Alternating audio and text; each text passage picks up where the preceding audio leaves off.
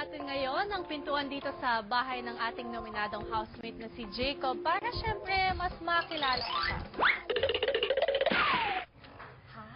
Hi, Mami Ann. Good evening. Wow! Parang hotel ang bahay. Hi, Daddy. A beautiful house. Alin po si Jacob? I'm sorry. Yeah, si Jacob. Yan si Jacob. Middle child. Nanonood ng live stream si Mommy at si Daddy. At TV. saka lifestyle si Jacob sa TV na to. Kasi ang laki ng TV. Okay. Very clean. Walang kadumi-dumi. Pero usually, kapag siya lang po, medyo ano? Okay. Ito yung kanyang number sa audition. Oo nga po. Nung nagpaalam po siya na sa inyo na mag-audition siya, what did you say?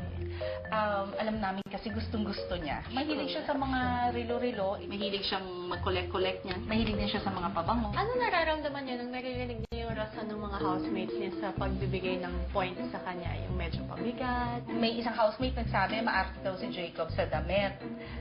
Wala naman ako nakikitang masama doon. Ito ang music room ni Jacob. Dito sila titipon magkakapatid.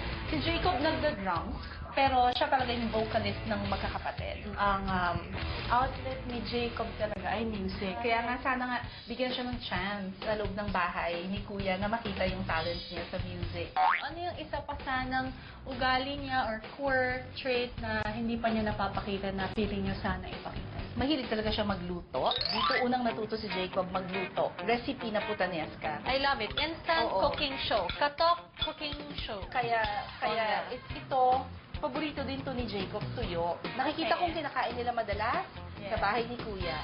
Yung mga household chores, natuto ba siya dito sa bahay? Or sa tingin niyo medyo natututo siya habang pinapanood yung mga kasama niyang household? Oo, natututo siya sa bahay ni Kuya. Gusto nila maanghang.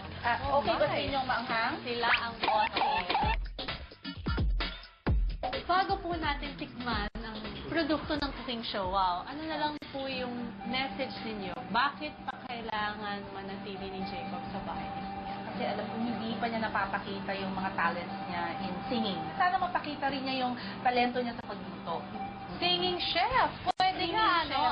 Thank you very much sa pag-welcome niyo po sa amin into your beautiful home. Meron po ba kayong tinidor? Kung sina John at Robbie na wala po dito. If you don't mind, i-share ko po ito sa kanila. John at Sana Robbie. makuha ni John at ni Robbie. Enjoy!